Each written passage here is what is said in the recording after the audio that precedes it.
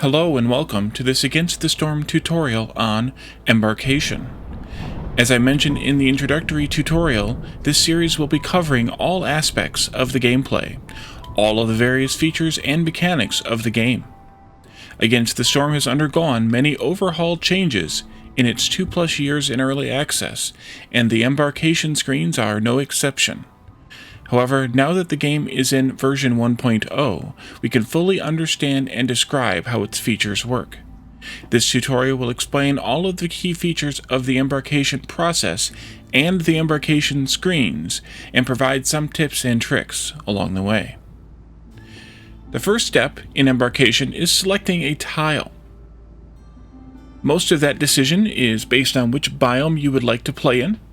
I recommend a variety of the biomes over time. In the early game, it'll probably be one of the 4 primary biomes, of which we can see 3 here: the Royal Forest, the Marshlands, and the Scarlet Orchard. Later, you may choose to embark to the Cursed Royal Woodlands as well.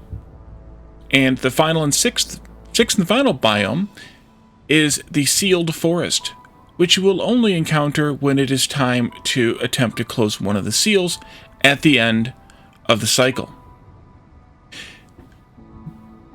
After looking at, or while looking at which biome you would like to play, also look at which modifier tiles and other world map events are available to you.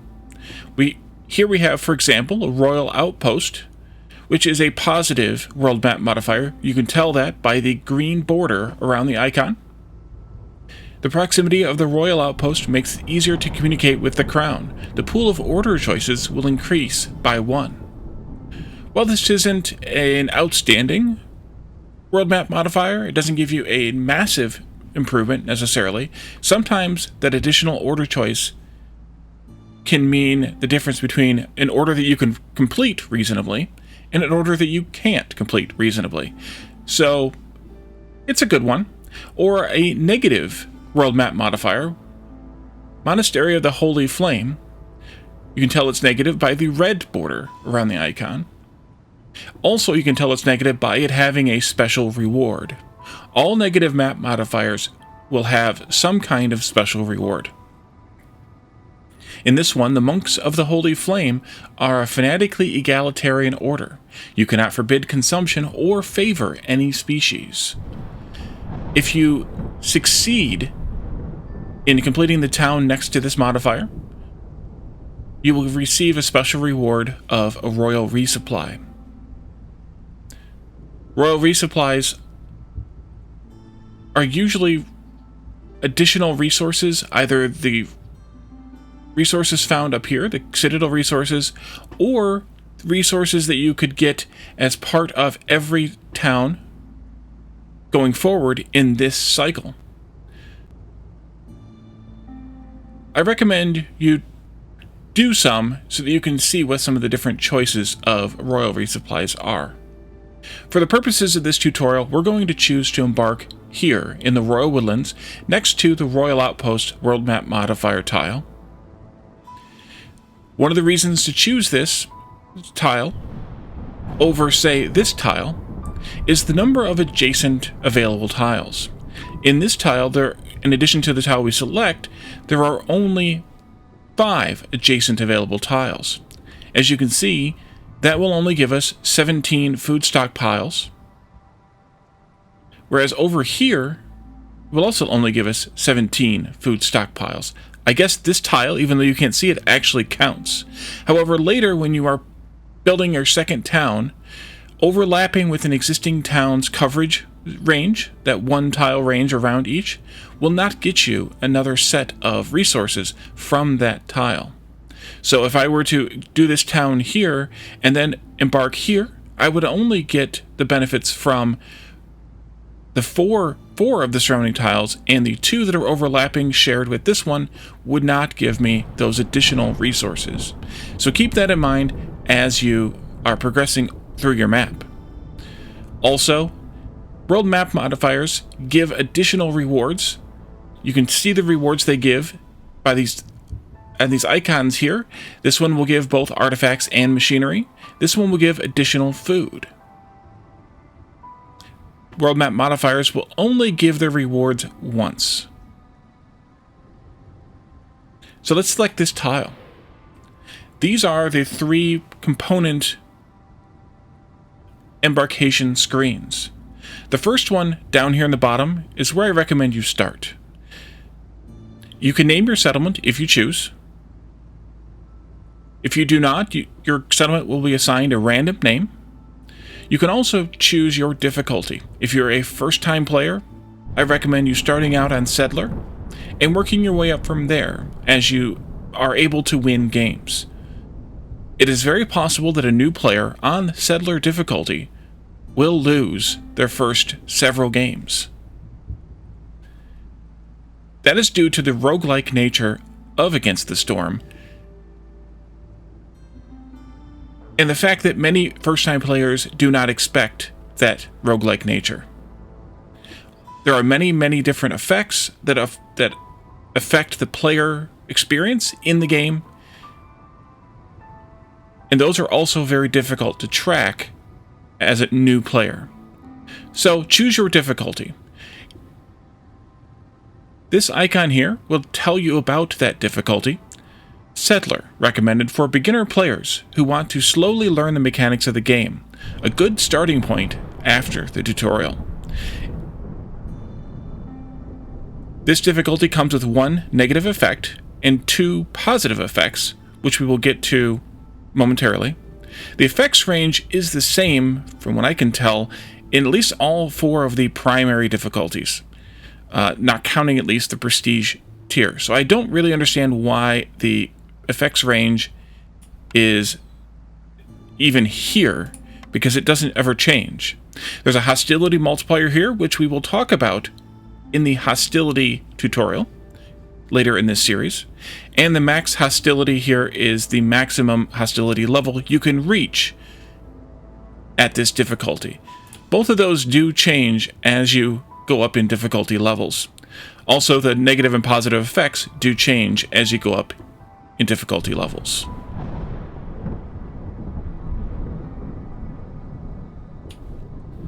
The next panel you should look at is the left one. Probably best to actually skip the Caravans for a second and take a look at the summary panel first. This will give you a description of the biome you've selected. You can take a look at my biomes tutorial, where I go through some of the benefits and drawbacks of each of the biomes in more detail. The length of the game. This is driven by the difficulty level. Settler difficulty requires 12 reputation points to win, or 14 impatience points to lose. There are other ways of losing, but in this respect, 14 impatience points to lose. We'll go through those in a special or specific reputation and Queens in Impatience tutorial later in this series. Also tells you how much fertile soil you can expect, and shows you the rewards here. Now these rewards are variable, as is the length, based on the difficulty you have chosen. As you go up in difficulty, the rewards are multiplied by quite a large number, including the experience and the Citadel resources and the seal fragments. Also, you notice that the length went up after Settler to 14 reputations points, with the 14 impatience points as the failure point. Once you get into Prestige, there's another step up, at least one step up of this early in the Prestige ladder, that adds an additional 4 reputation points required to win. Conditions is also a good tab to look at before you look at the Caravans tab. This will tell you the seasonal conditions that you will experience. Also, it'll rank the severity of this difficulty, or the severity of these the negative effects here. At Settler, you will have 2 positive conditions and 1 negative condition. That correlates here with this effects. At higher levels of difficulty, you will gain additional negative effects, and then you will start losing while also gaining into Veteran and Viceroy. These effects are randomly chosen from a large pool of effects. So much so that I am unable to list them all here, even if I wanted to. Additional effects are biome-specific effects and also adjacency-specific effects. So for here we can see the Royal Outpost effect given to us by this World Map modifier, in addition to the biome effect Gift of the Woodlands. This will also tell you what resources you can expect to find on the trees and on the ground as you are harvesting resources. I will also have a tutorial in this series about resource harvesting, so take a look at that one if you're interested in more of this. Once you are sure you have picked the right biome and the right world map modifier tile to be adjacent to, you're already at the right difficulty, and you may come back and toggle this difficulty as I did here when you look at the severity and maybe you want to make changes there. We can go and select our caravan. There are 3 aspects to the caravans. The people. You will be given a selection of people from the available species. If you're at the beginning of the game, you will only have these 3 species: humans, lizards, and beavers. Later in the game, you can unlock harpies and foxes. There will always be at least 1, possibly 2, slots that are mystery species.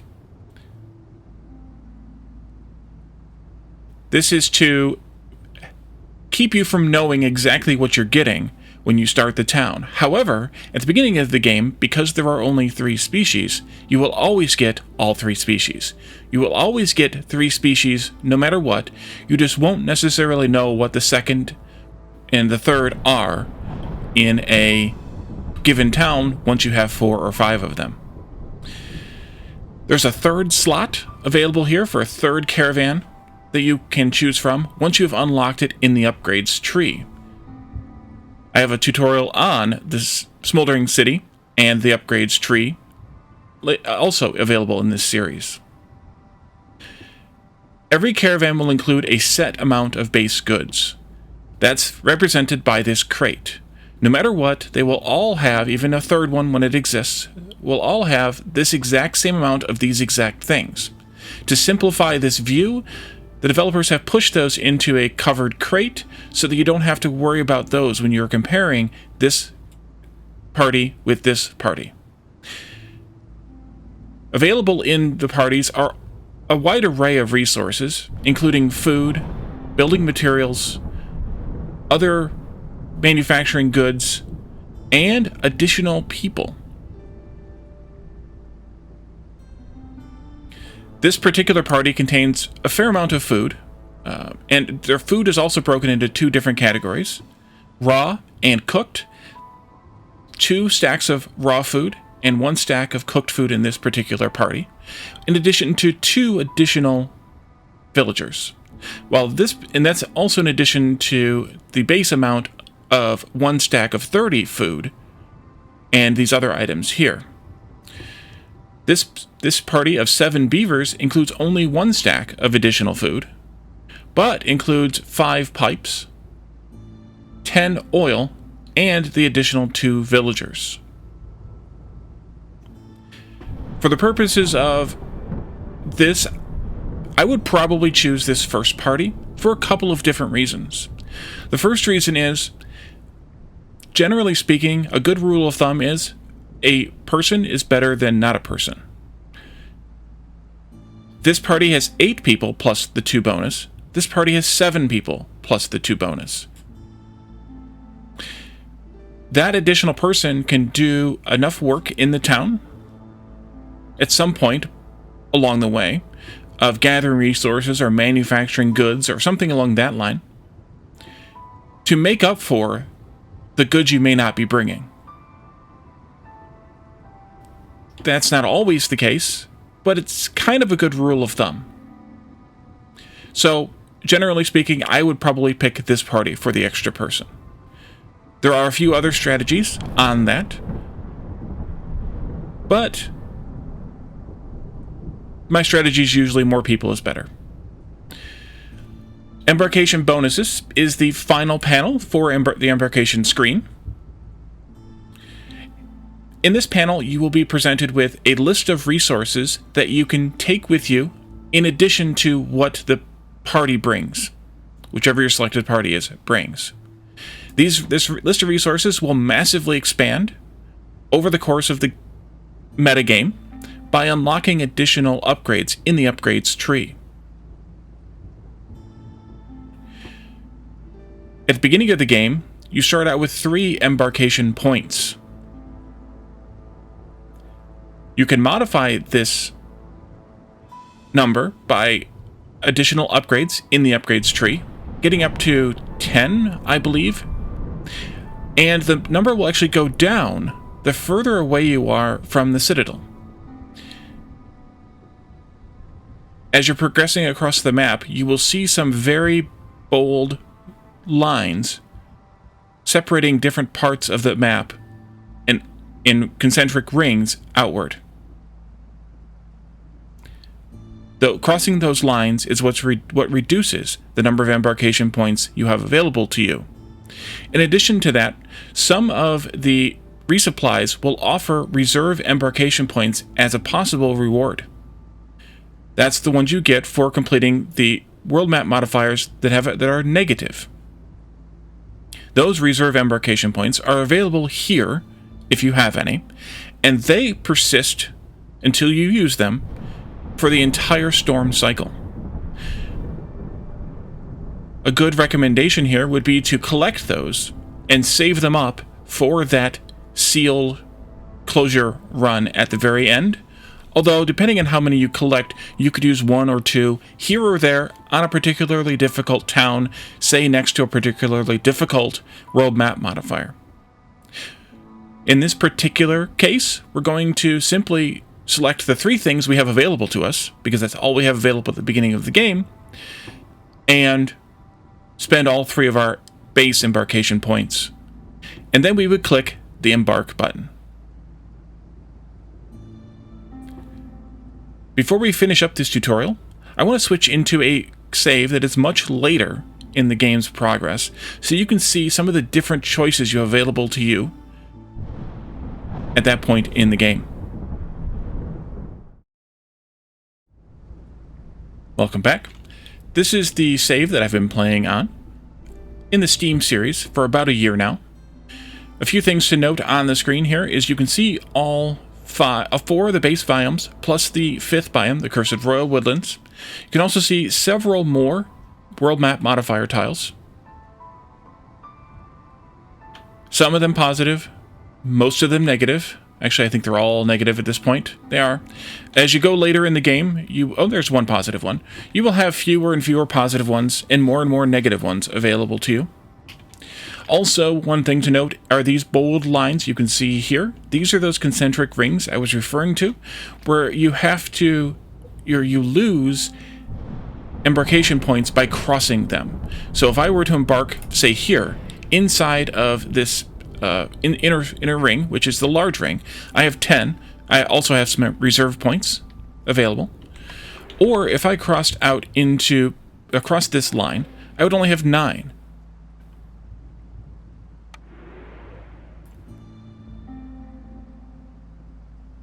Also note that when I embark, I can only embark from the last completed town.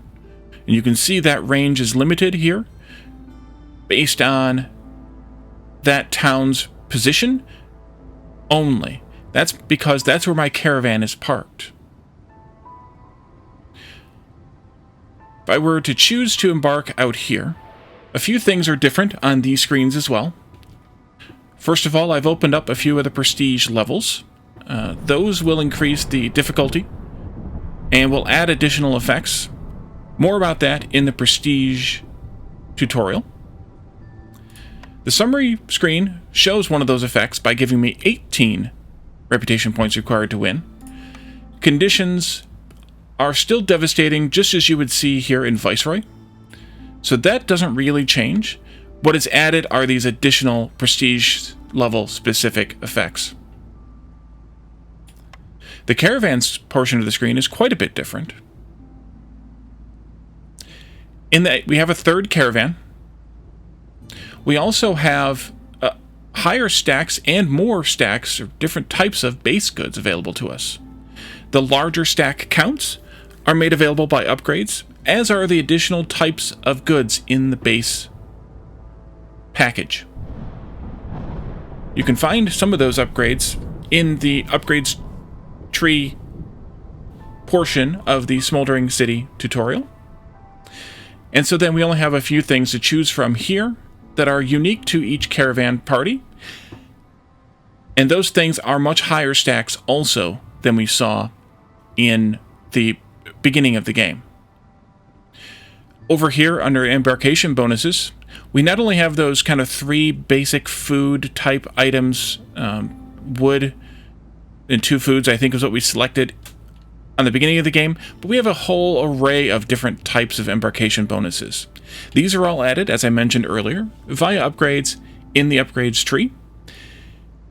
And each of them is worth a unique amount of points, of embarkation points. Some of them vary from town, not even from town to town, but from embarkation attempt to embarkation attempt. So sometimes cloth will be 2 points, for example, fabric. Other times, wood will be 2 points, or bricks will be 2 points. You also have the ability to take building blueprints with you for the larger camps, as well as farms. And even to be able to get a number of service resources per minute. Although these are quite expensive. Finally, one more thing to talk about that applies throughout the entire game. These parties are the same regardless of which tile you choose to embark upon, as are the bonuses listed here, and more specifically the amount of embarkation points they cost. Whether I click that one there, or this one over here, or this one down here, these parties are all the same. These bonuses are all the same. That is to take that choice away from you as part of that embarkation task and make it something that you don't need to worry about considering. I believe that concludes everything about embarkation in the game. The remaining tutorials in this series will cover the other aspects of the game, as I mentioned at the beginning. I want to thank you all for watching. If you have any questions or comments, please leave those in the comment section below, or join me on Discord, the link is below in the description, and discuss the game with me there. If there are aspects of embarkation that I didn't cover properly, please let me know, and I will add pinned comments to the video with any supplemental content. If you have suggestions for other tutorials, feel free to leave those as well. I will also be starting the game over with a fresh save in a new Let's Play series, so you can see some practical use of the embarkation screens and the embarkation process in that series. Thank you all for watching, and I will see you next time. Bye for now.